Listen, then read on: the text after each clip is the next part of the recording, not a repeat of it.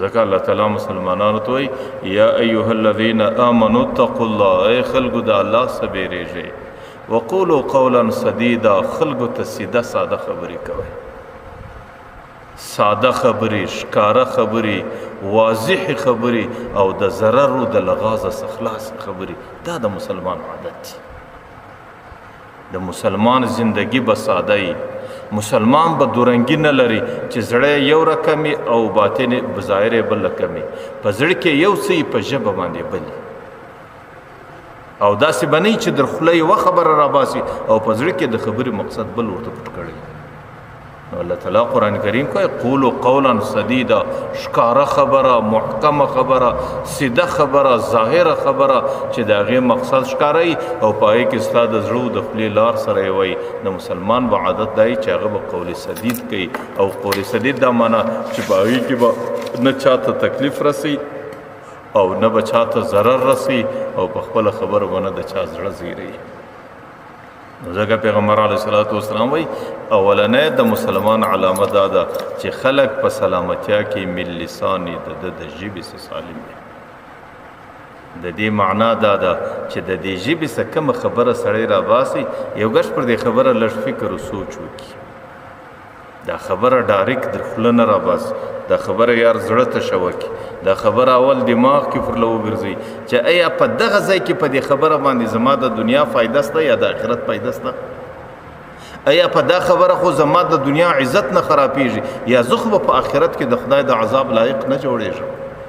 که چیرې په دا خبره کې تاوان نه و د هغې څه وروسته بیا در خوله راباسي، او که یا په هغې کې د دنیا تاوان یا د آخرت تاوان یا د مسلمان دل ازاري و یا مسلمان ته تکلیف و، بیا سړی د خوله پر لو ونیسي. پیغمبر علیه الصلاة والسلام حدیث دی، الله تعالی بنده ته وایي یا ابن آدم جعلتک لسانا، ای بنده ما تا ته ژبه در کړې ده، وجعلت علیه بابا، پر دې مې دا دروازه لګولې ده، د شونډان دروازه ده، فانطق بلسانک ما احللته لك، په دې ژبه هغه خبرې کوه چې کومې خبرې درته حلالې او درته روا وي، والا فاغلق علیه الباب، که کومه خبره ناروا وه، که کومه خبره نقصاني وه، که په کومه خبره د مسلمان دل ازاري وه، فاغلق علیه الباب، بس دا دروازه بنده که دا خوله دنه دا ژبه دننه وساته. ځکه ژبه څه چې کومه خبره راوځي په کار دا دی اول لږ پر هغې باندې فکر وسي، د هغې څه وروسته بیا هغه خبره راوځي. چې کومه خبره په مجلس کې کوې اول دا خبره پر دې خپل ځان راوارده که چې دغه خبره که په دې مجلس کې ماته کول کېږي زما به څه حالت دی، ایا په دې خبره زما زړه زیریږي که نه زیریږي که څوک ماته وکړي، ایا په دې خبره باندې زما زړه ته تکلیف رسیږي که نه رسیږي، ایا په دې خبره زه پریشانه کېږم که نه پریشانه کېږم، ایا په دې خبره زما طبیعت خرابېږي که نه خرابېږي. که چیرې تا پر دې خپل ځان باندې دا خبره را عرض کړه او تا ته د دې خبرې څه تکلیف و، نو دا ښکاره ده چې بل مسلمان ته هم ستا د خبرې څه تکلیف دی، نو بیا هغه خبره د باندې مه راباسه. او که چیرې دې پر خپل ځان باندې راوارده کړه او تا ته د دې خبرې څه تکلیف نه ولو، بیا هغه خبره بل ته هم کولی سې، هغه خبره په مجلس کې هم کولی سې، د هغې خبرې مخاطب مسلمان ګرځولی سې.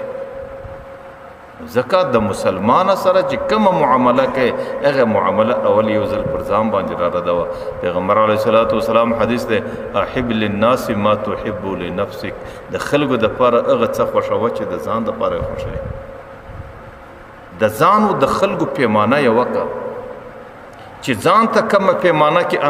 اندازه پیمانه ایږدي او بل ته هم هغه پیمانه ایږده. نن خو مصیبت دا دی زموږ پیمانې جلا دي، زه ځان ته د عزت یوه پیمانه ورکوم، بل ته بیا د هغه عزت په نظر نه ګورم، او د ځان دپاره مې جلا پیمانه اختیار کړې ده او د بل دپاره مې جلا پیمانه اختیار کړې ده. چې کله پیمانې سره دوې سوې نو په دې وجه باندې په معاشره کې بره فساد هم ډېرې. زه ځان عزتمن بولم بل څوک نه بولم، زه ځان د قدر لایق بولم بل څوک نه بولم، زه ځان لوړ سړی بولم بل څوک نه بولم، او زه ځان ته په یو نظر ګورم بل چاته په هغې نظر نه ګورم، بیا په دې کې مشکلات راځي. که چیرې دغه پیمانه موږ سره یې وکړو، صرف تاسو په انداز کې د پیغمبر علیه الصلاة والسلام د یو حدیث باندې موږ عمل وکړو چې د ځان او د بل پیمانه مې سره یې وکړله، که زما عزتمن یم بل هم عزتمن دی، او که زه د عزت لایق یم بلم د عزت لایق دی چې وځان ته څومره عزت مناسب بولم بل ته هغه عزت په نظر باندې وګورم بس دغه مشکلات ختم دي نه به بیا په معاشره کې نفرت دي نه به بیا په معاشره کې ضد دي نه به بیا په معاشره کې بغض دي نه به بیا په معاشره کې عناد دي نه به بیا په معاشره کې د مسلمان د لازاري راځي او نه به بیا په معاشره کې یو د بل سره د نفرت په زندگی کې راځي که چیرې صرف د پیغمبر په یو حدیث باندې عمل وسی چې احب للناس ما تحب لنفسك چې ځان ته په کم نظر ګورې په هغه نظر باندې خلکو ته ګورې ځکه د پیغمبر علیه الصلاۃ والسلام حدیث دا دی چې د حقیقي مسلمان علامه په معاشره کې دا ده چې هغې به د خپلې ژبې څه چاته تکلیف نه رسي هغې به خپله ژبه په حفاظت او په کنټرول کې ساتي او د ده د ژبې څخه به خلک په سلامتیا کې زندگی لري